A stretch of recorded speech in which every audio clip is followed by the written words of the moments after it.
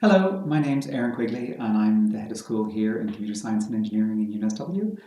Briefly, I just want to welcome you. I want to wish you well. I want to make sure that you know about the free ACM student membership that we've arranged, the exciting John Lyons program that we're going to have in May, the 30th anniversary that we're going to have in September, the prizes that we're reinstituting, the O-Week welcome we're having, remind you about all the student societies, and point out the fact that you've got all the STU reps to pay attention to because they're there to represent you, and also that I'm working on a new school strategy which we'll be announcing, and also to congratulate all the students in the last term who won lots of prizes, from the ICPC to Ricky, who was nominated by the students. So that's the summary. If you want to stay for the video for a little bit more detail, please do. Otherwise, good luck with your studies. This is reasonably TikTok-ish length, so I understand that's what you're supposed to do. And we're in. Okay, so in more detail, honestly, I hope you have a good time this semester. As I said in my last video in T3, it's an interesting time, and it still is. We're living through quite challenging times. I'm sure each of you in your own circumstances and your family circumstances are as well. But as I said last year, and if this is your first time to join us here in UNSW, we really do wish you well.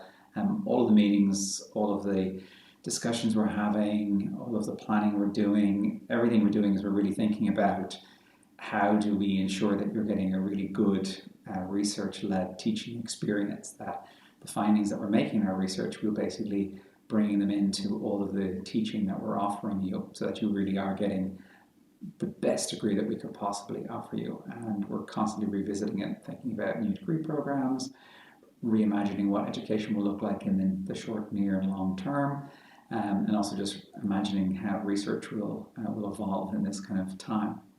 As I mentioned in my introduction, when I came and took over as head of school last August, I instituted what's called a departmental membership of the Association for Computing Machinery. Now, if you're a new student, or if you're a returning student and you've never heard of the Association for Computing Machinery, that's a shame. I hope you will do a little bit of research to figure out what that is. And to help you do that, I bought departmental membership for my colleagues, and I'm part of it. We negotiated for all of you to get free membership. This is worth thousands collectively, given how many students we have.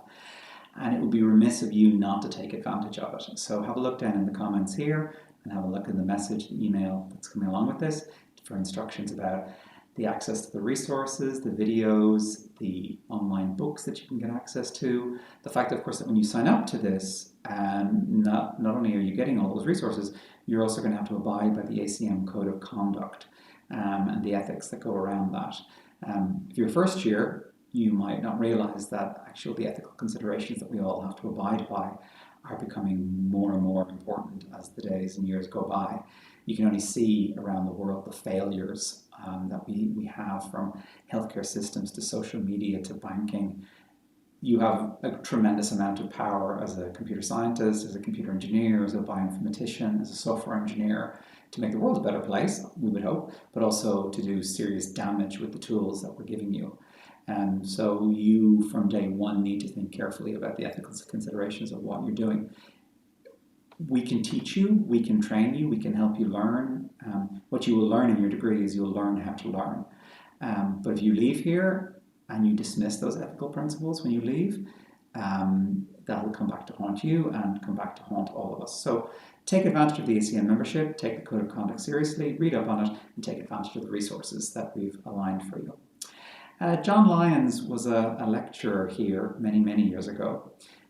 So UTACOM, the first computer in Sydney, was turned on 65 years ago this year on September 11th, as it turns out, in 1956. And then a few years later, the departments got set up, and then computation started becoming used here. And eventually the department, well, of course, it's a very long and complicated history about how computer science and engineering became a separate school. And we're actually celebrating our 30th anniversary this year. Of course, we were part of engineering, electrical engineering, 40 years ago, and then 55 years ago, computation was part of another school. But when John came here, he kind of founded an approach to education which kind of carries on to this day. So he very famously wrote, and if you come to my office and have a look in the cabinet outside, he wrote a commentary in 1976 on Unix, and it became the most used and most cited and the most, when it was eventually published, he wasn't allowed to publish it for 20 years. It became because AT&T tried to suppress the publication of this book because they didn't want people going in and looking at the source code. So students in the day were able to go in and read his book and read his commentary and learn how to program by looking at the Unix operating system line by line and actually study operating systems that way. And of course, if you're learning coding that way, you see lots of interesting and weird and wacky, gory details about how the C language is used and misused. Very powerful language, but also means you can do strange things in the C language, which can make it kind of, you can obfuscate what you're trying to do quite well. But you can also do very powerful things in a very concise number of lines of code.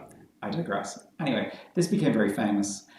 John then eventually published it, but around the world he became known for this work that he actually did here in opening up operating systems and opening up the education to generations of people. So much so that we had a large set number of alumni over the past number of years after John passed away, who basically put together the John Lyons Committee and the John Lyons Fund. The tree in the front of computer science and engineering is planted inside the John Lyons Garden. So his legacy lives on. And the other thing that he did isn't just have interest in operating systems. He also espoused open systems, and then, of course, which is the forebearer of open source software. So this year in May, on the 27th of May, we're going to celebrate his legacy. We're going to celebrate the fact that it's the 45th anniversary of the commentary being developed for students, just like you, literally just like you. And then it's also, of course, the 25th anniversary of the publication of the actual book, because it was suppressed for 20 years before it could actually be published. And that's quite an exciting time for us. And we're putting it in on the 27th of May specifically so that you can attend, okay? So it's going to be probably a hybrid event where there will be physical presence here, but there'll also be people around the world. So we have speakers coming in from Amsterdam, we have speakers coming in from Princeton, from Google, from Stanford, from universities in Canada, from places in Australia. So it's going to be a full day event. You'll be able to dip in and out, I hope. You'll find it interesting.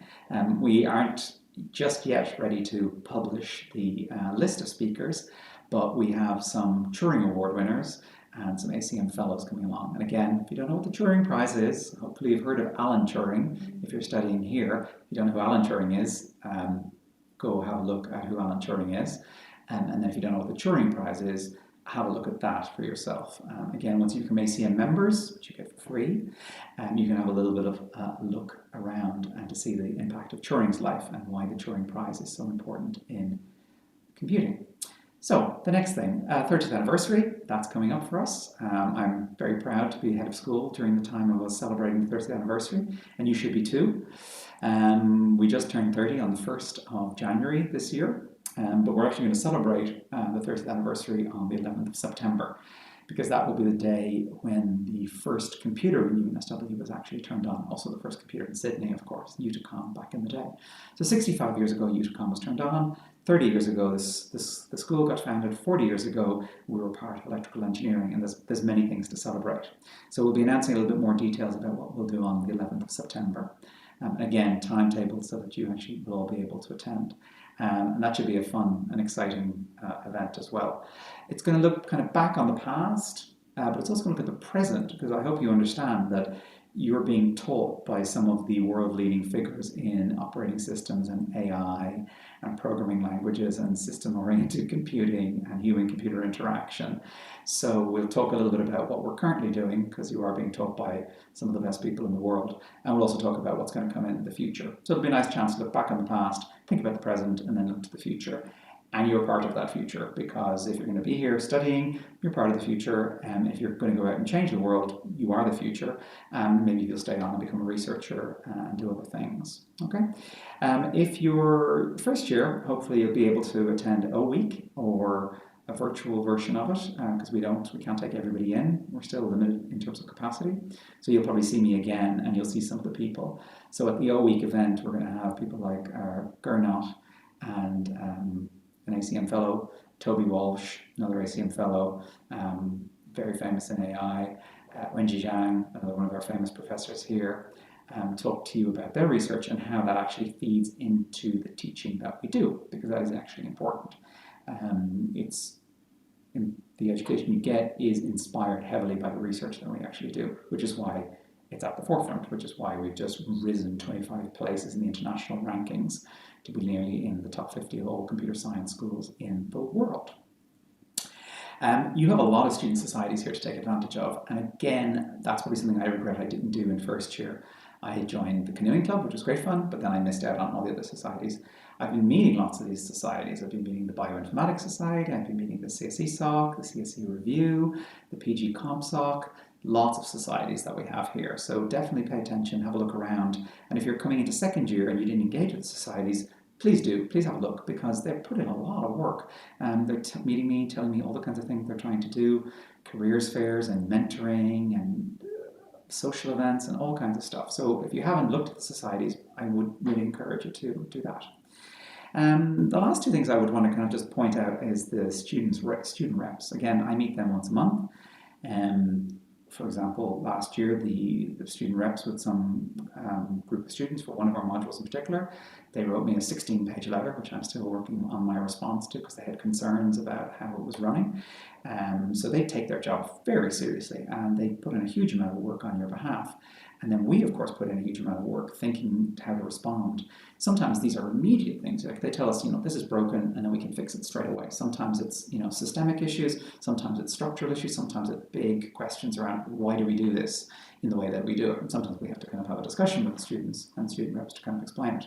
But sometimes we have to kind of just sit back and think, does this mean we kind of change the education in the future? Does it mean we put in new degree programs, we add in things, we bring in new opportunities? So understand your student reps are there, know who they are, engage with them because we engage with them and they engage on your behalf. So we thank them because it's a kind of a thankless job being a student rep. I know this, I was a student rep back in the day. So the last thing I'll say, because I'm blathering on here, so I'm guessing I've lost all of you at this stage because I'm told everybody only watches videos for 1 to 2 minutes, but I did get everything I wanted to say in the first minute. I'm working on a new school strategy, which I'll be publishing to the school, and you'll be able to find it online in the next few months. And it's kind of exciting for me because it's kind of charts a new course for the school in terms of our research and our education, how we engage with industry, how we engage with society. So there's things that we've been doing for a number of years here that are getting rebuilt at the moment. So for example, our high school computing course is getting restructured with the intention of that launching in T2. And that will have a slightly different focus than it's had in the past.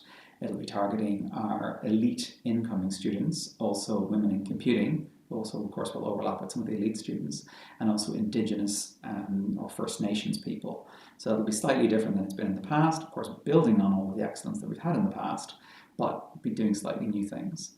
We're also setting up some new research centres, so if you're eventually thinking of staying on to do further study, hopefully those research centres and institutes will exist and there might be PhD scholarships there associated with them.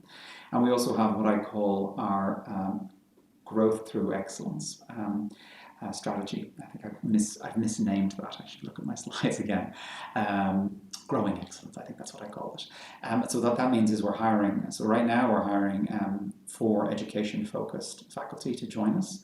And we want to basically build diversity at the core of what we're doing. So over the weekend, when the advertisement went live on Friday, I reached out to all of my colleagues who were in areas who were kind of interested in working on improving the diversity of the organizations they're in. And the first thing I wanted to do was kind of target women in computing. So by doing that, I got 100,000 views for our message. We had 76 expressions of interest and 50 job applications by Monday morning. So that's not bad from Friday to Monday. We'll see how that pans out over the weeks ahead. The deadline for the job is not until the end of February. But nonetheless, we have to promote to try and get the most excellent people we possibly can to join us, to teach you, so that you can actually go out and change the world for the better. I will also be hiring some research and education-focused people in the near term also. So you'll see more faces around the place. Bye bye. Enjoy. Hope to see some of you around the campus. Bye.